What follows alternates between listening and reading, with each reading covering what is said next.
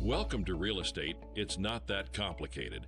Broker Ryan Cook and curious co-host Kent Thaler guide you through buying and selling minus the jargon. Here's today's episode. Take it away, guys. Hey, I'm Ryan. Hi, and I'm Kent, and together we're the Real Estate Navigation Team, and we want to welcome you to the very first episode of the Real Estate It's Not That Complicated podcast. So, question number one, why are we doing this, Kent? Well, we're doing this because you being the real estate expert and me being the layperson have over the years had many conversations where I say to you, hey, Ryan, I don't understand this. Explain it to me with regards to real estate.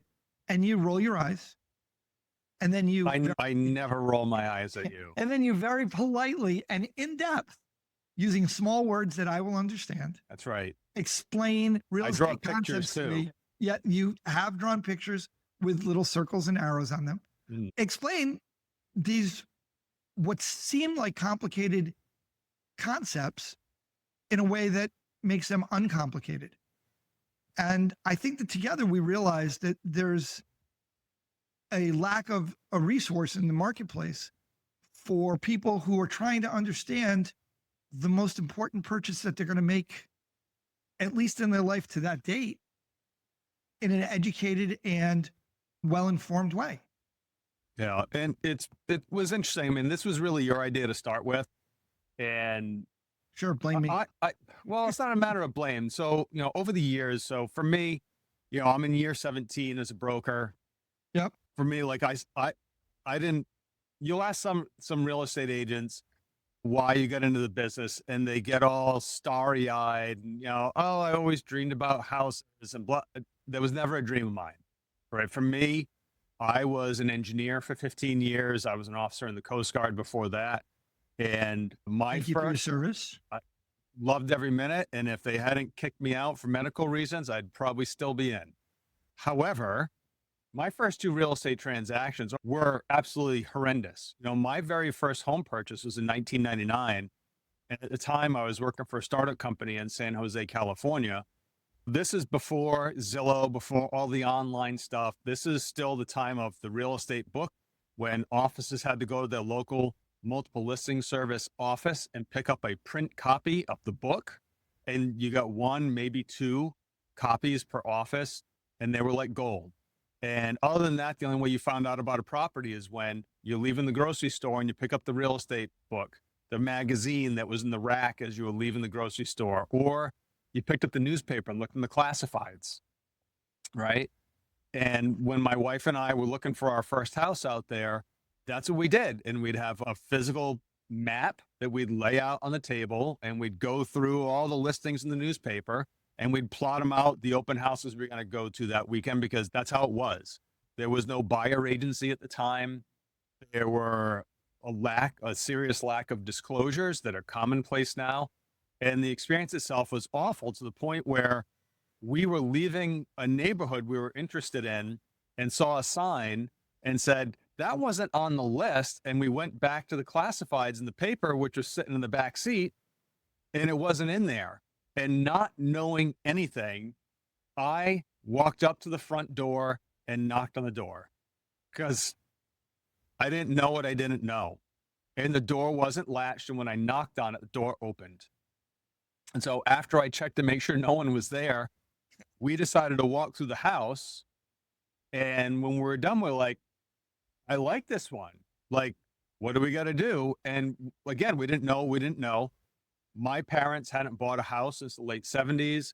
My wife's parents. Can we just go back to one thing for a second? Yeah. You know that today you would have been caught on a Ring camera and arrested, right? Oh, absolutely. 100%. Okay. My wife's parents hadn't bought a house since the late 60s. My oldest sisters, I had two older sisters. They hadn't purchased homes. For truth in advertising, Ryan still has two older sisters. That never changes.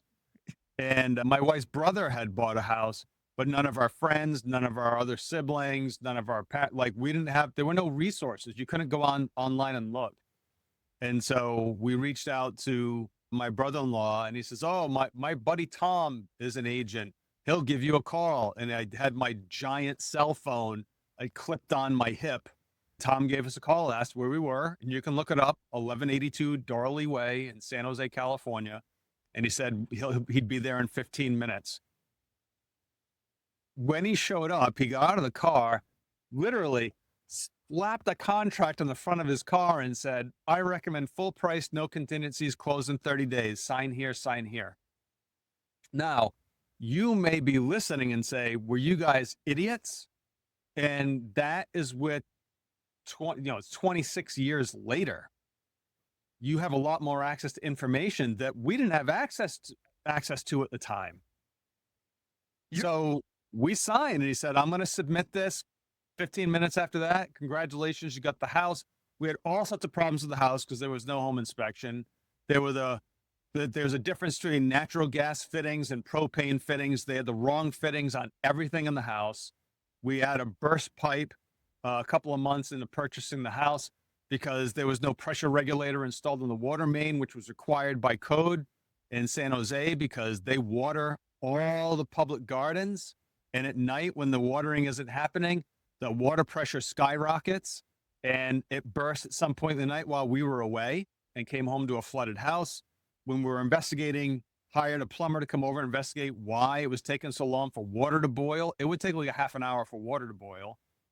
He says, oh, you got them checked and everything, and went into the crawl space below and told us, oh, you got all the wrong fittings on everything. We can change that. And oh, by the way, there's a whole bunch of termite damage under here. And we had to have our house tented. So we can laugh about it now, and I laugh about it now, but it got even worse because when we went to sell the house, I show up one day from work and my wife is sitting at the dining room table with another woman, and it's an agent from a company, and we're getting ready to list the house because we wanted to move back to New England. We'd had our first 2 kids out there, and there was really no presentation. There was no nothing. But when we finally went to close, which it expired the first time, and we didn't know it expired, and we only found out that our listing expired because we started getting flooded by phone calls from everybody who basically was saying, your agent sucks, I can sell your house. We brought the same person in, dropped the price, and got it under contract and like 2 weeks later. But when we went to close, they don't have closing attorneys out there. They have title companies. And the title company said, hey, you need to call and get a final payoff for your house. And he said, all right, what do I have to do? They said, pull up your coupon book of all your stubs with your 360 stubs for all your payments, right? And on the back of that's going to be a phone number. Call that, give them your account number, and they're going to want your social security number. And when I called and they gave me a number that was more than I had borrowed, I was like, I don't understand. I didn't borrow that much. How come I owe more? And they're like, well, you have a neg-am loan. I was like, what's a neg-am loan? Oh, it's a negative amortization loan. What's that? Oh, that's our budget loan. I don't understand. I've been paying the amount on the coupon. We've never missed a payment. Oh, flip it over. There's a different number on there. That's the actual full payment. You haven't been making full payments, and you've been accruing penalties and late fees. I was like, what? There were no disclosures. So when I say that our first purchase and then sale was horrendous, and it wasn't any better when we moved back to Massachusetts. So that's how I decided when I got burned out from engineering that I was going to go into real estate. So let me see if I get this right. You had an absolutely horrendous experience in real estate. 100%. And you said, oh, this is what I want to do? Yeah, because I never wanted anybody to experience what I experienced. That's why. Which is very admirable. And mind you, it's not like my wife and I were dummies, both college graduates. I continued to get advice prior to becoming licensed as a real estate agent. And the worst advice I ever got, which we'll actually talk about today, was you don't need an agent. You just need a napkin and a pen.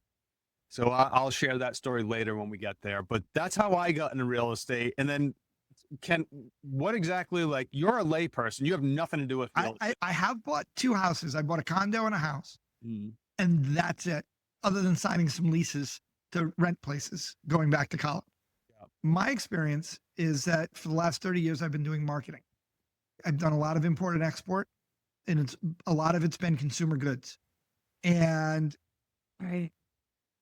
what I bring to the table is a natural curiosity, because it drives me nuts when I see bad customer service. More importantly, when something is more complicated than it needs to be.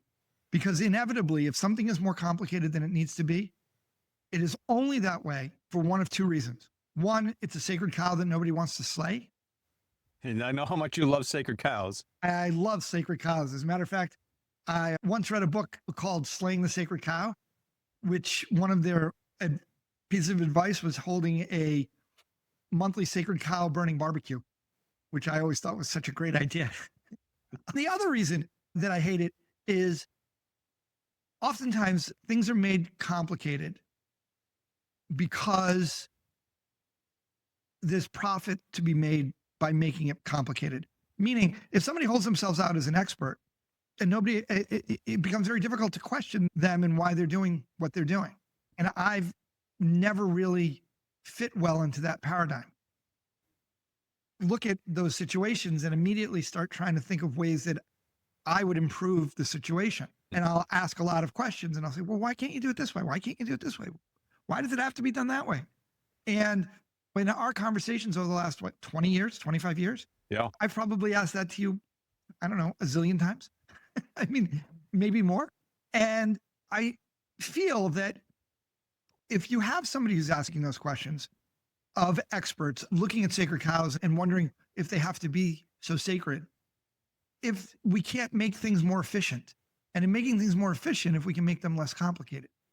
And what I've learned in working on this podcast with you is, and what I hope to learn going forward with it, is the idea that we can make real estate a lot less complicated because it's not that complicated. It's just steak. And there are so many different specialties within there. Yep. It's very easy to make it complicated, but I will tell you, the internet obviously has started to change that.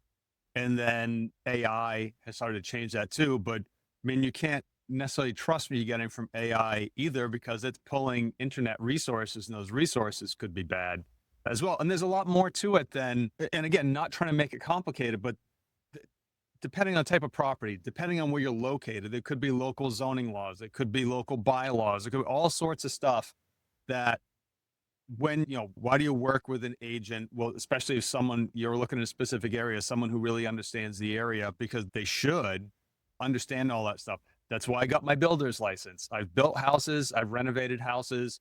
One, I had worked for a builder as a young man during the summers, and I decided I wanted to get my license. I went and did that. I built houses, renovated houses, we purchased homes and flipped homes. I got my insurance producer's license for property and casualty because I didn't understand insurance. And I would get questions from my clients all the time. And I wanted Yes, it does sound like Ryan is way overqualified. Way overqualified. And I'm also the chair of my local zoning board. And I've become really adept at understanding local towns' bylaws and zoning bylaws and what it means, what you can do with the property, what you can't do with the property. If you want to do something that's not allowed, how do you go about it? Is it likely to get approved? So for me, it's always been about acquiring additional information, because I always go back to my initial purchase. I didn't know what I was doing. I trusted someone. I felt I was taken advantage of, and I never want anybody to feel that way. So for me, it's always been a constant, how can I learn more and how can I better prepare my clients? When I approached you with the idea of doing this, you were a little skeptical at first, but I think that as we've kind of started outlining the episodes and started talking about the ones that we're going to do, it's kind of gotten to be a little exciting in that we can see how we're going to bring your expertise and my skepticism, for lack of a better term, towards the real estate process. The way that I presented it to you is that in every real estate transaction, there's actually three parties. There's the buyer, there's the seller, and then there's the professional. And I don't think, we haven't found a resource that appeals to and attempts to explain what all three sides are doing in the transactions. And that's kind of what our goal is in making the process uncomplicated or less complicated. And there's a difference between a complication and complicated, right? Do problems come up? Sure. That's a complication. All the time. That's a complication. the process you use to solve that problem is what we're really after, right? And if we can figure out ways of helping people make that process less complicated, then we've done a great service. And I think that buying a home becomes a little less stressful. That doesn't mean it'll ever be stress-free, because it will always be stressful. But if we can take it from a 10 down to an 8, we've achieved a huge, goal, or we've given people a little more peace of mind. Right. I mean, buying and selling a home continually tops list of most stressful events in your life. Yep. Surpassed only by, buying a boat. Buying a boat. There's never a reason to buy a boat. Just have a friend who owns a boat. The old adage, the 2 happiest days of a boat owner's life, the day he bought it and the day he sold it. I have friends with boats. My brother-in-law is a member of the Freedom Boat Club, and I think that he's on the right path. That's all I will say. Okay. But all joking aside, unless you're extraordinarily wealthy, you don't make a purchase bigger than your home in the course of your life. Even if you buy a business, it's probably not. You're probably not taking as much money out of your personal account to purchase that business as you are when you buy a home.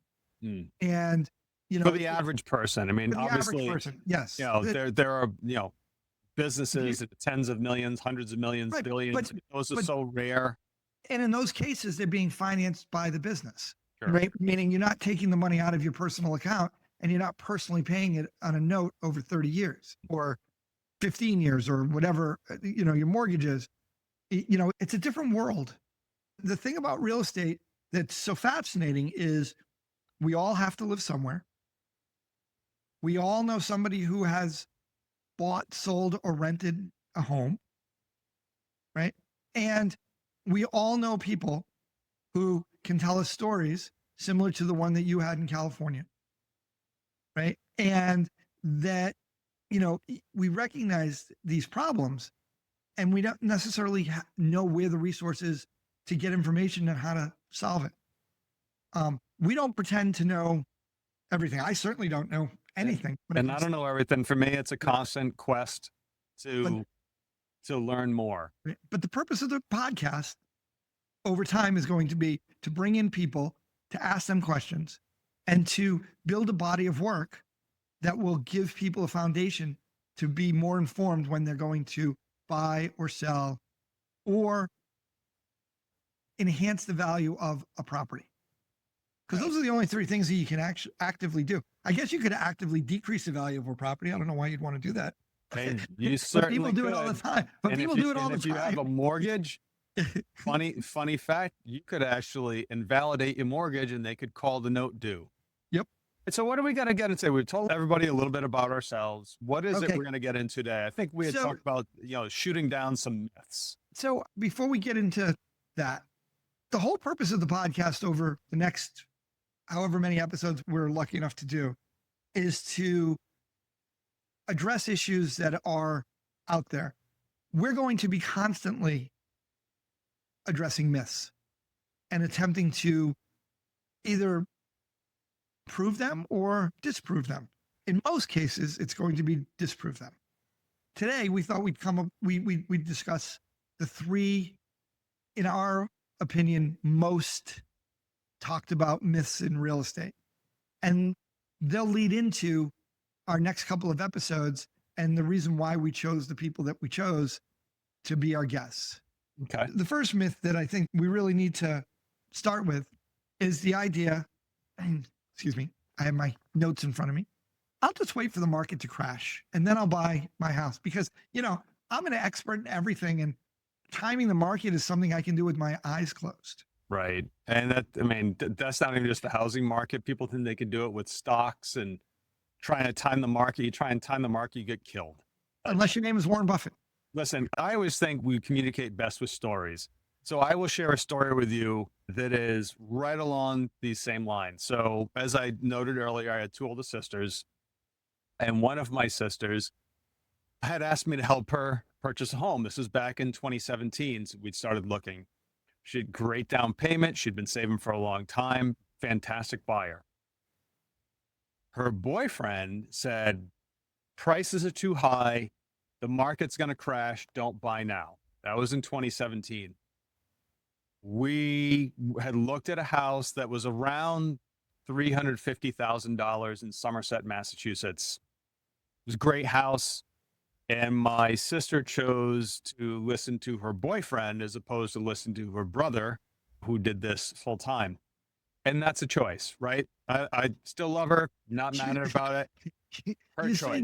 You say that so matter of factly. It's a choice. So 2017, find this house, $350,000, takes her boyfriend, long-term boyfriend's advice, and says, I'm going to wait for the market to crash, that the prices are overinflated right now. Now, at the time of this recording, we're in 2025.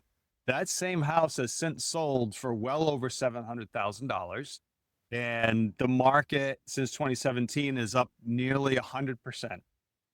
So what she did is she lost out on potential equity of, she was going to pay cash. She lost out on potential equity of about $350,000 because she decided to wait because she was time the market and wait for it to crash. So it brings up, I mean, I'm sorry that happened to your sister. I think it's funny that she ignored your advice because, you know, I would never ignore your advice. You do all the time, but that's okay. Yeah.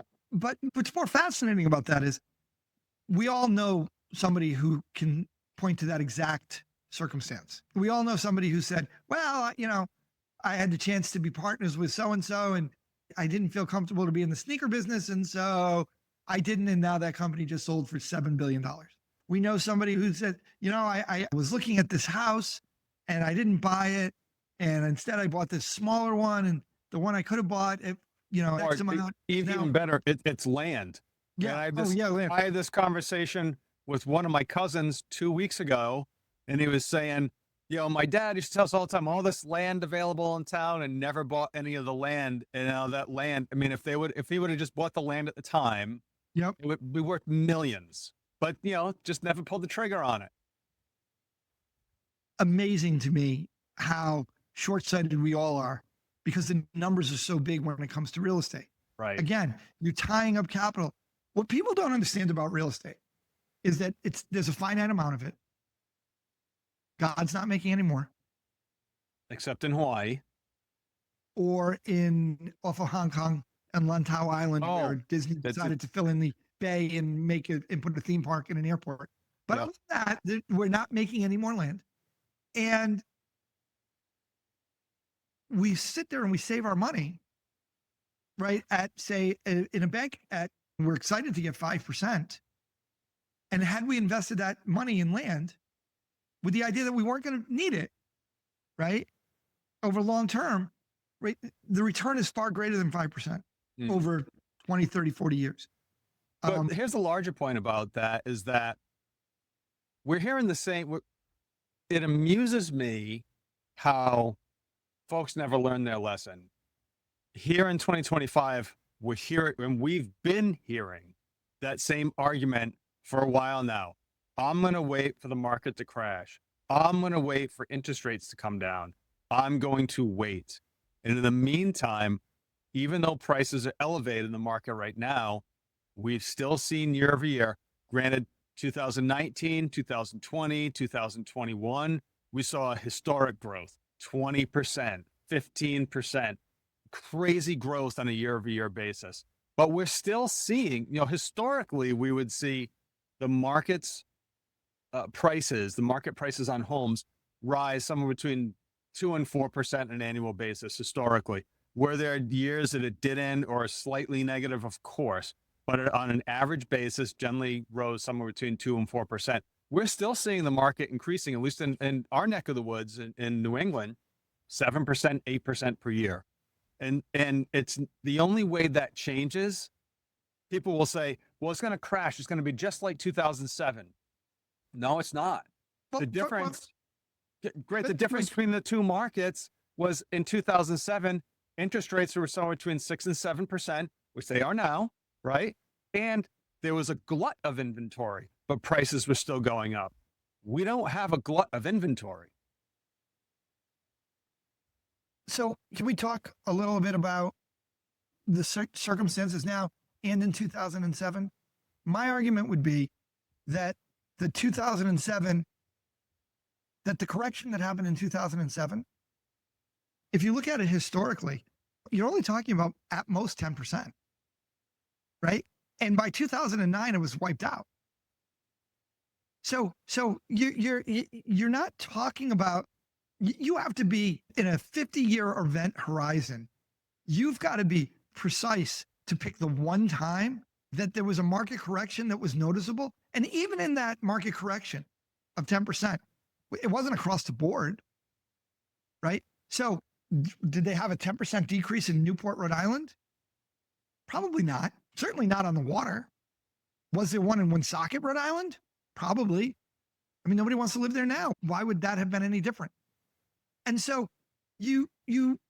what ends up happening is that we get these ideas in our head because we read about them in mass media, instead of understanding that real estate is all local. And supply and demand, the supply and demand in Las Vegas is very different than the supply and demand in Portland, Maine. And yet, USA Today, who everybody is reading, or the Wall Street Journal, or the New York Times, right? The national newspapers, or if they're reading online national news purveyors like, CNN or Fox or whatever, they're giving you a snapshot and they're giving you a general trend. They're not talking specifically about the market that you're in. Yeah, I actually write about this a lot when I put out my newsletter to my clients and share information with the agents in my office. Is my favorite thing to do is pick a national article and tear it apart using our numbers out of our local multiple listing service to show, again, real estate's local. They're giving a national perspective on everything that's going on. I mean, right now we're seeing prices decline in Texas and we're seeing prices decline in Florida. We are not seeing prices decline in the greater Boston area or in the greater Providence area. So real estate's local, understanding that is going to be key. But it's also, you had mentioned about the event horizon. Yep. Unless you're planning on purchasing a home and selling it in the next year or two, you really shouldn't be so worried. I mean, if you got an area where the industry in the area, let's pick the Rust Belt, portions of Ohio, Pennsylvania, et cetera, that really got trashed when what was that bill that Bill Clinton had pushed, NAFTA? Yep. Yeah, when NAFTA, and listen, my father was in manufacturing in Fall River, Massachusetts, and that factory went away. And when they signed NAFTA, looking at those areas that had been prosperous and now all those jobs are going away, obviously you have to pay attention to that stuff because, again, that's going to be local. However, over the long term, real estate continues to go up and it's a matter of not just interest rates, it's a matter of affordability in the area. It's a matter of inventory. It's driven more by inventory than anything else. And obviously we don't have a ton of free land close to Boston. You start moving further west towards Worcester and Springfield and the Berkshires in Massachusetts. Obviously there's more land available and people are moving out that way, but there also have to be jobs available. Same thing in parts of Rhode Island or, any other state in the nation, right? There are going to be areas around metropolitan areas where land is scarce. And as you start to move out to the suburbs and further out, land is more plentiful. Prices are totally different than being in a large metropolitan area. So you really got to look at where you're buying and the circumstances around that. But the reality is your event horizon typically is you're not looking, unless you're an investor. An investor has a different goal. An investor has a goal of returning a profit. When you're purchasing a home for yourself, the goal isn't to turn a profit, it's to have a place to live. And the benefit is you're gaining equity that you're going to, maybe use for a purchase later on. The benefit is a forced savings account. A lot of people don't think of it that way. But what owning a piece of property really is a forced long-term savings account, because that equity that you're building is money that you're paying to yourself in your mortgage, right? You're not paying somebody else's mortgage. Meaning when you rent when you rent something from someone, you're paying their mortgage. You're allowing them to build equity because, again, it's only a finite amount of land, right? And instead of them having to come up with the money to pay for that piece of land, you are. And so that money is gone, never to be retrieved by you. However, every payment you make on your mortgage comes back to you in the end in equity. So it's a savings account. And even with the interest rate that you're paying, in my particular case, in the house that I'm sitting in right now, I'm paying 2.9%, right? I'm making more money because the rise in equity of the house from the day that I bought it versus the day that I will eventually sell it, that will be far greater than the amount of interest that I'm going to pay for it. Right. And it'll be far greater than the amount of interest I would have earned if I had left that money in the bank earning money. Right. And that mortgage payment right now is less than what you would pay to rent someplace and not build equity. Significantly less. Yeah. And Ryan's been to my house. I have a nice house. I mean, it's not a great house. I mean, it's not, it's not 12,000 square feet with 2 indoor pools. Right. It's not a mansion. It's a comfortable raised ranch that you guys have taken care of over time, and you've upgraded, you've refinished your kitchen and your bathrooms and stuff like that, stuff that you're going to do to your house over the course of time, but you're also going to receive a return on that over time as well. He left out my hammock in the backyard, but yeah, I mean, all of those things That's negotiable. I don't understand why anybody would buy the house without the hammock. That's just me. But all joking aside, I don't think that people quite understand what they're buying when they buy a house, right? You eloquently put it another time. You said to me, you're not buying a house, you're buying the land, and you're deciding to put an improvement on that land that you're going to live in. And I thought that was a very eloquent and elegant way of explaining what it is you're actually buying. I am making a note just on something you had mentioned. Sorry. Yeah. And so I thought that was both eloquent and elegant in that it explains what you're doing in a way that very few people think of, right? Nobody thinks that they're buying land and that the house is an improvement on the land, and therefore it gives the land more value. But that's exactly what you're doing, right? It's not a whole lot different than buying land and putting up a nightclub or a department store or whatever, right? Except that your home, there are more potential people interested in purchasing it at a later date than any of those other examples. Correct. Because in the end, everybody needs a place to live. You're either going to rent or you're going to own. I prefer to own. I've tried renting, and there were too many rules. And it does not mean that owning doesn't have its own challenges. Correct. However, you have to have a long-term scope. You have to have long-term vision. You can't be worrying about, well, what's the market going to do in the next 6 months, next year and a half, next 3 years. If you're setting down some sort of roots in owning a property as a primary home, you got to be thinking longer term. And that's when working with an agent who understands the area, they're going to help you. If you don't know area, if you're new to the area, if you already know an area, finding someone that is going to help you fill in all the stuff that you don't know. You don't know what you don't know, as I found out early in my real estate purchasing with my first home out there in California. And then moving on to the second thing we wanted to cover today, the myth of I'll save money by not having a buyer's agent. What do you think of that advice, Ken? I think it's just silly. And the reason why I think it's silly is because the seller's agent, the listing agent, is not working for you. They're working for the seller. So the idea that you don't have somebody representing your interests and who understands everything you're supposed to look for means that you're going to miss a ton of things that the seller is not necessarily going to be out there promoting. Think of it from a marketing perspective, right? If I'm trying to sell a product, let's say that I'm trying to sell this, right? I'm not going to tell you any of the negatives that come with that. Like you have to plug it in. Like you need a really long cord, or that it can break if you drop it from a high distance. I'm not going to emphasize those points. But if you go in and you don't ask those questions, right? And you use it in a way that may come into those complications, you're going to feel that you didn't get your money's worth, and that it was not, and that the property, or in that case, the product, was not represented correctly, right? When in reality, you could have brought an expert with you who would have asked those questions And in the case of buying real estate, the expert protects your interests on both the negotiation side. That is the agent's job. That's right? the buyer's agent job. The buyer's agent's job. Yeah. You know, and here's another thing that a lot of buyers don't understand. They'll think that, well, they can get themselves a better deal. A lot of this, unfortunately, or not necessarily unfortunately, it's a fact of the matter. Some of it's cultural.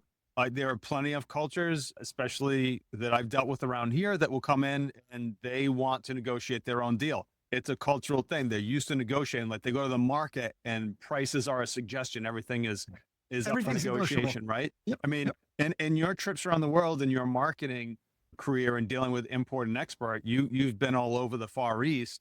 Are prices set out there when you go to a market? So my favorite story to tell about that is there is a bridge that connects the new territories of Hong Kong to Shenzhen, China. It goes over the river. I forget the name of the river. I want to say it's the Yellow River, but it's not. And anyways, that bridge, it's called the Wolu Crossing. And when you get over the bridge and you come through customs, right to the right of the customs is a 11-story mall, right? Anybody who's been to this mall certainly understands what I'm about to say. And you walk into the mall and there's 11 floors of stalls. They're not shops, but they're not booths. They're stalls. And they have every product you can possibly imagine, and everything is negotiable. Even though it's in communist China, it is one of the last true bastions of capitalism left in the world, this particular mall. Mm. Because I've never seen two people get the same price for the same item. And it's wild negotiating in there, right? That's very different than when I walk into Copley Plaza, where nothing's negotiable. Nothing is negotiable. The price is the price of it. I was at Shaw's this morning buying groceries. Nothing was negotiable. Even if I found a piece of bruised fruit, I couldn't go up to the manager and say, hey, it's listed for $1. I'll give you 50 cents for it. He would have taken it and he would have said, no, I'll throw it out. Thank you. Yeah. Right. Well, the reason I brought that up is that folks will come in and they think they can negotiate a better deal for themselves. One, the listing agent that they're dealing with represents the seller and has a fiduciary responsibility to represent the seller's best interest, and that is to get them the highest price with the best terms. So one, you're already behind the 8 ball, because the agent you think you're negotiating with isn't negotiating with you, they're negotiating on behalf of their client. The second part is, and it's one of my favorite misnomers, is that buyer thinks they can negotiate the agent's compensation. That agent's compensation is contractual between the agent and the client, which is the seller. The buyer is not a party to that contract and has no say. There is no room for negotiation in there. It is contractually bound between the listing agent and the seller. So we've all seen a television show where the buyer says, I need you to come down $20,000. So if your agent is willing to take 10,000 less and you take 10,000 less, that's where it comes from, right? What you're saying is he's negotiating that fee for the seller's agent, and a good agent will say, no, thank you. We'll find somebody else to buy the property.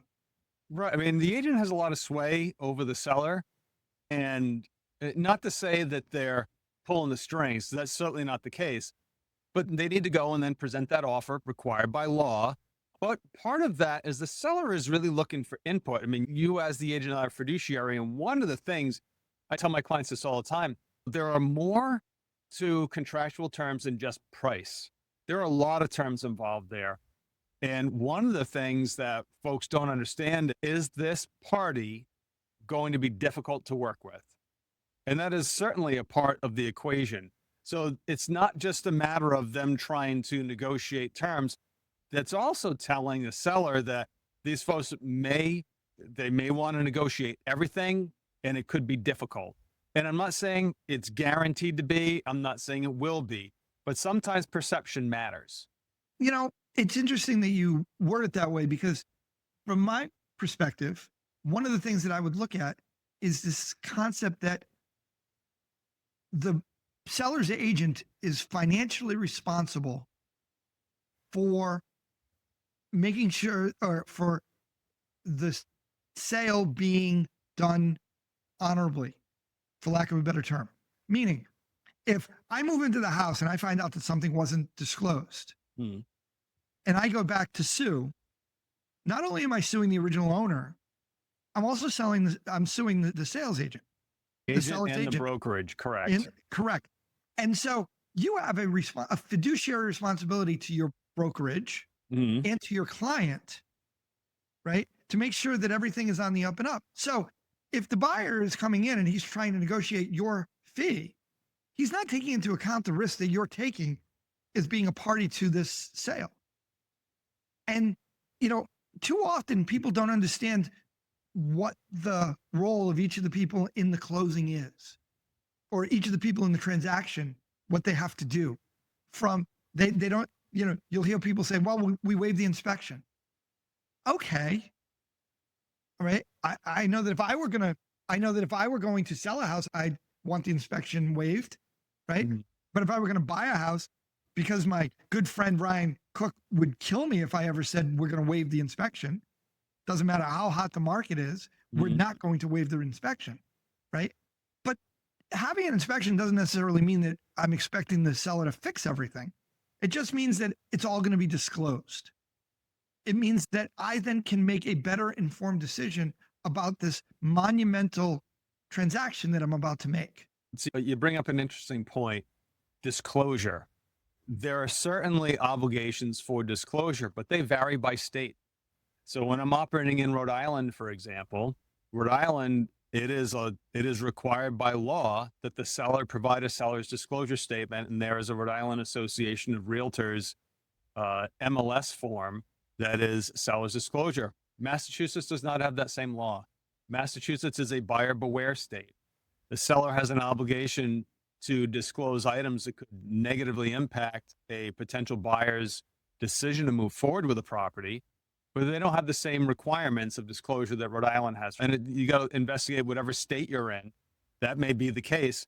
Your disclosure laws may be different, but it's also, I've heard many times, the buyer will say, look, well, we're attorney states. Massachusetts and Rhode Island, we close with attorneys. A lot of other states don't. They close with title companies, and here the attorneys are the title representatives, at least in Massachusetts and Rhode Island. And they'll say, well, I'll just hire my own attorney. Great. Is that attorney going on showings with you? Is that attorney walking through the house with you? Is that attorney going to? No. And quite frankly, my experience is attorneys are terrible negotiators outside of the ones doing defense litigation in court or negotiating contracts for professional athletes. But beyond that, my experience is the attorneys are terrible negotiators. I don't know whether they're good or bad negotiators, right? What I will say is that they're not focused on doing real estate negotiation as a primary focus of their business. And therefore, how they do it and how a real estate professional would do it, who does it every day, is very different. And oftentimes, we make the mistake of thinking, well, because somebody is good at X, they're going to be good at Y, right? How many professional athletes do you know who opened a restaurant that failed? A lot. Is that Roger Clemens chicken franchise still down the street? I forgot about that one. I mean, I'm just pointing these things out, right? Yeah. But I've been in Ozzie Smith's bar in St. Louis, but how many of them do it? How many people do you know who were really successful in one business and they open up a second business and they struggle? Right. I mean, success doesn't necessarily translate from one to the other. I'm not saying that the one thing that does translate in often is organization, right? But that doesn't mean that you understand the market. It just means that you know how to color code folders. And we often, in what makes the real estate transaction so complicated, or what people do to make it complicated, is they don't take a step back and get the right help, right? So we're talking about whether or not you should hire a buyer's agent. I emphatically believe in buyer's agents. I believed in them before the NAR, National Association of Realtors settlement in Missouri, right? And we'll talk at length about the NAR settlement in future podcasts. But, buyer's agents have a value, and intrinsically they have a value. But more importantly, to differentiate themselves from listing agents, they need to perform services for the buyer that the buyer can't do on their own, or wouldn't expect to, or wouldn't even ask to. Right. Right. The old, you don't know what you don't know. Right. And it might be as simple as the buyer's agent having a device that allows them to know where the property line is between two houses. Mm. It might be them knowing that the setback for a garage, it needs to be 15 feet. And you're looking at the house and you're thinking, oh, I'm going to build a garage. Mm-hmm. And they're able to tell you, no, you're not. It's not going to work. Or, well, a good agent, I mean, listen, there isn't standardized training across the industry. It's very easy to get a license. So I want to make sure it's really clear, and it's not to put anybody down. Different agents with different skills, different levels of interest in forming themselves. Some agents are just salespeople. They want to get people in and get them out and get contracts. And there's a place for that. But then there are agents who are real tacticians, who are experts on different things, or have enough knowledge and enough connections to get you in touch with the experts to help fill in the blanks, or know the right questions to ask, or run into enough situations and have enough experience on how to deal with challenges, because the challenges come up. And one of the biggest challenges when an agent, a buyer, is unrepresented is they don't really understand what the contract is. I mean, I love it when a buyer or a seller says they don't want to hire an attorney, at least in my area. Could be different in other states in the country. When they, oh, I don't want to pay the money for an attorney. I can look over the contract. Or when I see agents saying the same thing, I mean, we can't practice law unless you have a law license. It's foolish, you know, penny wise and pound foolish. I see it a lot, but it is my job when I represent the seller and I see a buyer doing that and they're unrepresented. I do not have an obligation to tell them you're being penny wise and pound foolish. Be like, okay, you don't want to get an attorney? No problem. Move it forward. And I'm going to make sure my client is taken care of. Again, they treat spending $600,000 the same way that they treat spending $20,000 on a car. Yeah, I was going to say a car. Yeah, go and find a new car for $20,000. Yeah, a used car, right? Yeah. They treat buying a $600,000 piece of real estate the same way that they treat, you know, spending planning a $3,000 vacation. Well, I was going to say $150 on a new phone when they walk in and they have to sign a contract, right? With 2 years of guaranteed, you know, monthly service, right? And you know, who has ever sat there and read a user's agreement? I only know one person. I only know one person. And actually, we're going to do a podcast with him someday soon. Right? But other than that, I don't know anybody who's ever sat down and read a service agreement. Well, it's one thing to do that when I've got $150 on the line, a $30 monthly payment. It's quite another thing when I'm going to put up, I don't know, $70,000 as a down payment, and then I'm going to pay $2,000 a month for 30 years to own a piece of property. I want to be represented by somebody who's an expert who, or let me put it a different way. The uncomplicated way of doing it is I want to be represented by somebody who I can sue. That is an interesting way of putting it. Meaning, if there's a problem down the line, that you can point a finger at someone. I want to be able to hold it. You know, you bring up a really interesting point. Hold on 1 second. It's no different than the reason why I hire a plumber to come in and do plumbing in my house, right?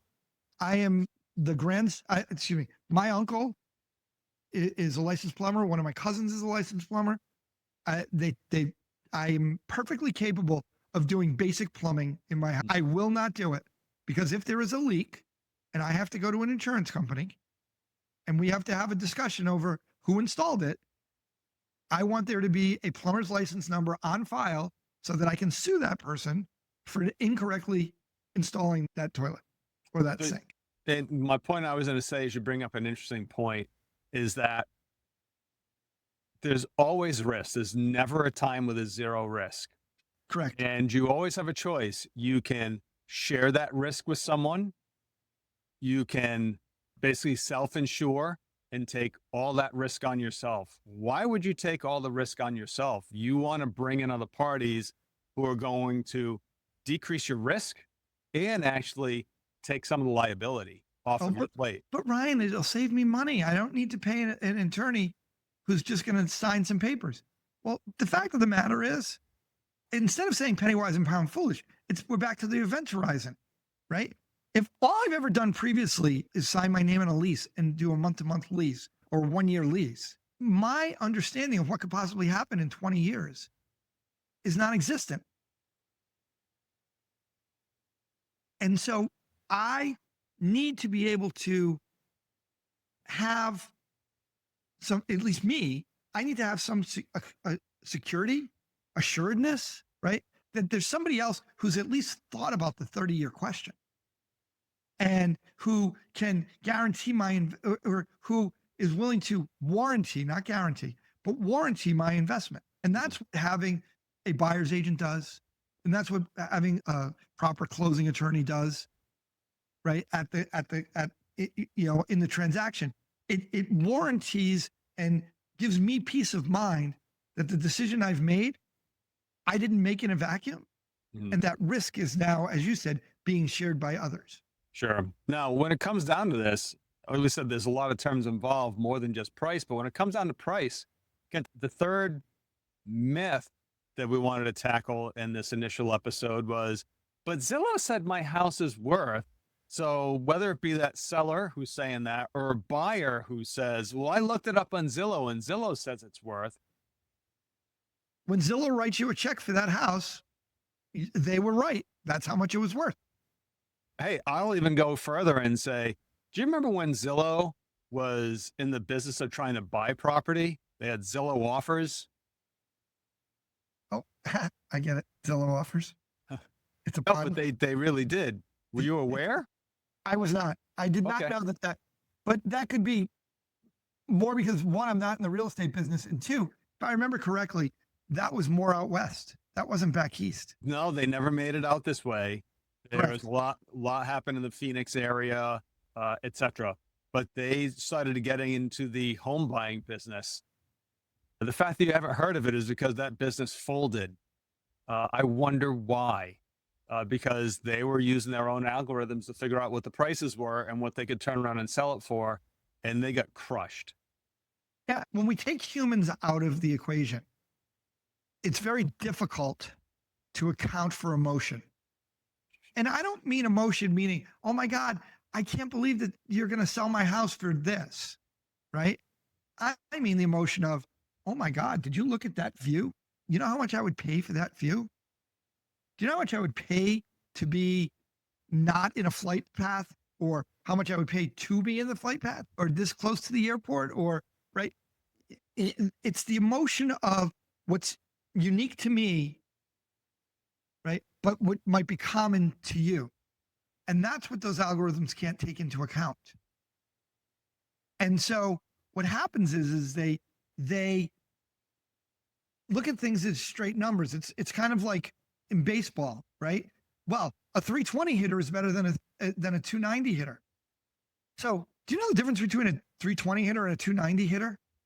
I bet we're going to find out. Over the course of 1,000 at-bats, it's 30 hits. The average hitter, right?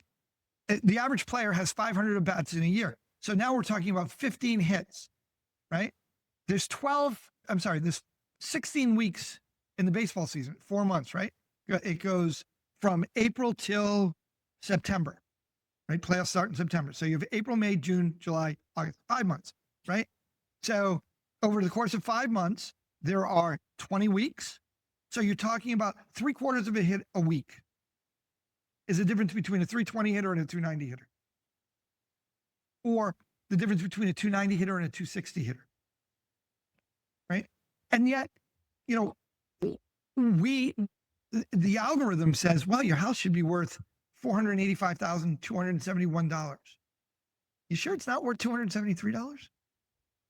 Right? It doesn't know because there is no way of quantifying what happens when I walk in and I see that there's a fishable stream behind my house.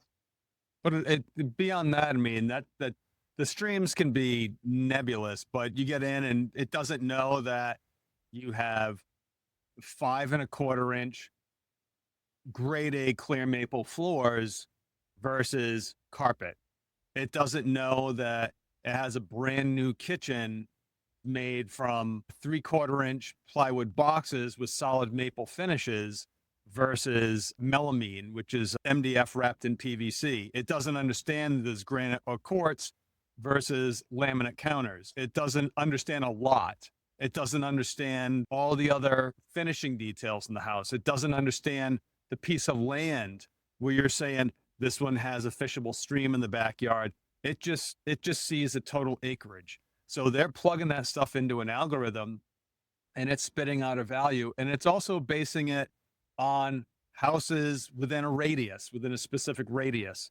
Well, you could have, you go to any municipality in the country, and there's always a section of town that we'll say is upper crust, and there's a section of town that is not upper crust, right?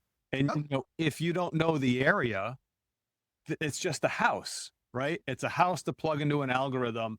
And I don't know why that house sold for 230 and this one in this 3 blocks away sold for 650, because they're pretty similar square footage wise.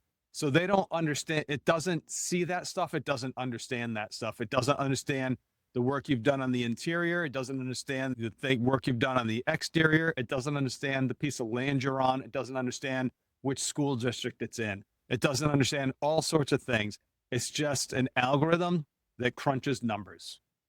Yeah. And so what ends up happening is that it's a tool, right? But it's no more than a tool. And the problem is everybody looks at it as a be all to end. Well, not everybody. There are people who look at it as a be all to end all instead of as just another tool in the toolbox, no different than a screwdriver does a different thing than a hammer, but they're both called tools, right? And so, what Zillow does is it gives you a reference. It doesn't give you a definitive. So if it says, well, we think that house is worth $600,000, right? The fact is that your emotion, as we've been discussing, is a better indicator of whether it's worth 650 or 550, right? It does give you a statistical reference so that you don't have to necessarily go and pull the last 30 comp sales in the neighborhood, right? And there's a value to that. And I'm all for that. But what drives me crazy is when somebody says, Zillow says my house is worth this. Okay, let Zillow write you a check. Otherwise, we'll find out how much your house is worth when it actually sells. Right. We've seen a trend recently, part of the National Association of Realtors settlement, that it changed a lot of the rules in the multiple listing services. The multiple listing services part of your contract. So we, as individual producers, you sign an agreement with the multiple listing service that most of the time, within 24 hours of signing a listing contract, it will be on the multiple listing service. Well, part of that has gone away, and you're seeing more brokers trying to have exclusive listings that they don't put in the multiple listing services, only on their website. So getting access to good data and understanding what's going on in the market and opening up a sale to as many people as possible is going to provide you as a seller the highest probability. It's not 100% probability. It doesn't mean that having a private listing isn't going to get the best price and best terms. It's just not as likely to get the best price and best terms. And the same thing when it comes to the buyer. Just because you're looking at resources online doesn't mean that they're going to be close. And again, I bring it all back. It's not always just about price. There are all sorts of terms involved in a real estate transaction. They're all negotiable. And when you don't do it for a living, and I'll give you a prime example.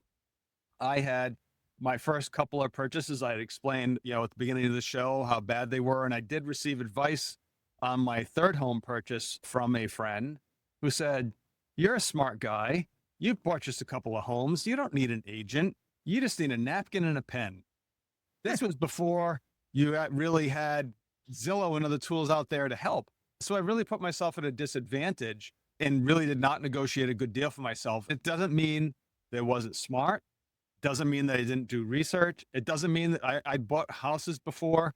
So it didn't mean I didn't understand the process. But the problem is I didn't have someone who was an expert focus on that.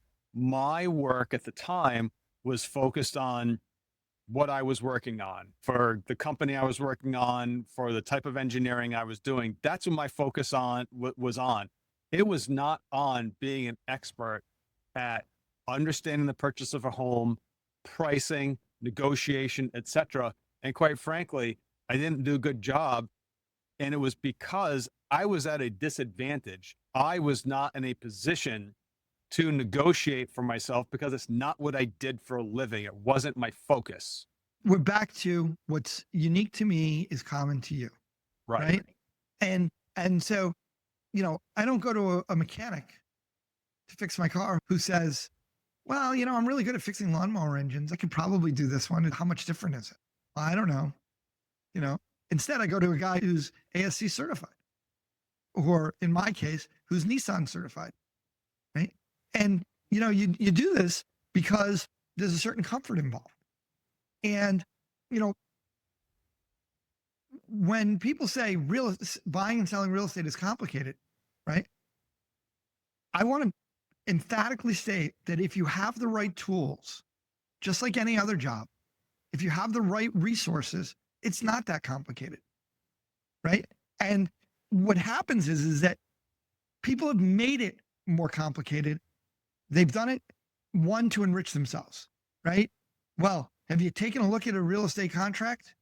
It's very complicated. You need a lawyer to understand it. You don't need a lawyer to understand it. You need a lawyer to put it together, not to understand it, but to be liable in case you have to sue somebody. Right? You're bringing it back to that. Well, but that's what it is. I had a friend who, his father was the vice president of, I forget the exact title. He was vice president of operations at a small liberal arts college, right? But if you asked him what his title was, he would say, my title is vice president in charge of going to jail, because when the school gets sued, I'm the one who's on the line because I signed all the contracts. Right? And there's something to be said for that. There's something to be said for being able to hold somebody accountable, right, for the things that you don't necessarily know and that you have to trust in the system. And so if I don't use that lawyer, now I have that risk. Am I capable of reading a contract and understanding it? I certainly am. I'm fairly well educated. I'll put my education up against almost anybody's, right? Am I logical? Do I understand things? Sure. Right? But do I do it every day? Can I certify it? Can I tell you this is good for you? Never mind what's good for me? No. But I can point to the person who you need. In my regular business, people have asked me for years, when I approach them, one of the things I do in my business is I match American companies with overseas suppliers, right? And somebody will say to me, well, are you an expert in X industry? And I say, I'm an expert in no industries, except one. I'm an expert in finding somebody who can build your product. And I'm an expert in negotiating with that person to get it to you for a fair price. And I'm an expert at getting them to deliver that product at that fair price, and we can get it into the country. But if you ask me, am I an expert in understanding how it was put together? No. The process that you're using? No. Right? Well, that's the same thing with real estate, right? As a layperson, as a consumer, right? I shouldn't be expected to understand how a deed works. Heck, I'm not even sure I know what a deed is. And yes, I know we'll do an entire episode on it, right? As a layperson, I don't know the difference between Fannie Mae and Freddie Mac, FHA and Ginnie Mae and VA loans, right? I don't know the difference between a jumbo mortgage, a balloon mortgage, a standard 30-year mortgage, right? I don't know the difference between an encumbered property and an unencumbered property. I don't know these things, right? I don't know what a clear deed is versus a non-clear deed. I just know I want a clear deed, right? I don't know what an easement is. Well, I do know what an easement is only because you've told me, but I wouldn't know what one is unless I asked. And who would I ask? I'd ask you, right? And the important thing is the Real Estate It's Not That Complicated podcast. Our goal is to be able to give people the resources to be able to to answer the questions that they have, and to show them that it's not that complicated if you break it down into smaller pieces and focus on what we're going to do or what you need to do. Right. And part of that is bringing in, the right members of your team. Yep. If you were sitting there and you were going to buy backyard furniture, you don't need to hire a buyer's agent. But backyard furniture, maybe it cost me $1,000, right? I know somebody who spent $20,000 on their backyard furniture, but I don't know anybody who spent $700,000 on their backyard furniture. I'm sure that person's out there, but I'll bet you this. I bet you that they didn't walk into a store and say, okay, I want $700,000 worth of backyard furniture. I bet you that they went to a professional, a landscape architect, a interior designer, right? And that person said, you know what? In this space, I imagine it's going to look like this, and we need this particular piece of furniture for it, right? And that's effectively what a buyer's agent or a listing agent, if you're looking to sell your house, does. Yeah, because when you're hiring that agent, you're actually hiring the team that they've built up over the years. They've been doing it for a while. They're going to have a team of professionals who they've worked with more than once, hopefully, who is going to make the process easy and who are experts in handling those things that you don't know, but you need to have somebody know to make sure that everything moves smoothly. In that, you bring up a good point a couple times, and there's someone that you can redirect stuff and go, point it over there. That was that guy. I hired that guy, or that gal was in charge of that. And that was essentially, that was sort of a slap in the face when you said that, but that was a real clear reality, is that really is what we're doing. We as agents, the attorneys involved, the title companies involved, even the mortgage insurance companies, the mortgage everyone's originator, everyone's taking on liability. They have both federal regulations to follow, state regulations to follow. They could have board regulations to follow for their license if they have to be a member of a certain organization. You're bringing in someone who's supposed to be an expert in helping you fill in those little details when you're making a very massive purchase. I mean, most folks obviously take the ultra wealthy out. They play by different rules and have earned that right. But for the average person, even someone making $200,000, $300,000, $500,000 a year, they're just buying a more expensive house, but they got the same challenges to deal with. Absolutely. And they really need to bring in someone who's going to help not just guide them through it, not just negotiate through it, but as I'm saying, it really hit home, who's going to take on that liability for you and be a party who's responsible if something goes wrong. As we kind of wrap up this conversation and say to people, this is where we're going with the podcast, is bringing in and breaking the process up into smaller and smaller parts so that it's more understandable, relatable. Yeah, I was going to say, the term I wanted, understandable is a good one, but I can't think of the word all of a sudden. Relatable. No, relatable isn't the right word. It'll come to me probably in my sleep tonight. But their ability to achieve their end goal becomes greater and easier when they have experts working on the parts that they don't necessarily understand. And that's really the purpose of the podcast, right? And so, going forward, we hope to be able to answer a ton of questions. Post it below. Add to the comments, or what's our email address? You can do either Kent or Ryan at renavteam.com. One or the other of us would be happy to answer your questions for you. Yeah, Kent or Ryan at renavteam.com will not work, but Kent at RE Nav Team and Ryan at RE Nav Team. You can reach out through direct message in socials. RE Nav Team is going to at RE Nav Team on all the major socials is what we're planning on doing. We already have those names, by the way, so it's more than a plan. Yeah. We look forward to going on this journey with you, and we look forward to, helping as many people as we possibly can and making this process fun, because buying a house should be fun. It shouldn't be torturous. It shouldn't feel like torture. It shouldn't feel like you're getting raked over the coals. It should like you being taken for a ride, like all the whatever. Pick your favorite cliche. That's not what it should be. It should be exciting. It should be hopeful. You should feel confident in what you're doing. You should feel confident in the people you've surrounded yourself with.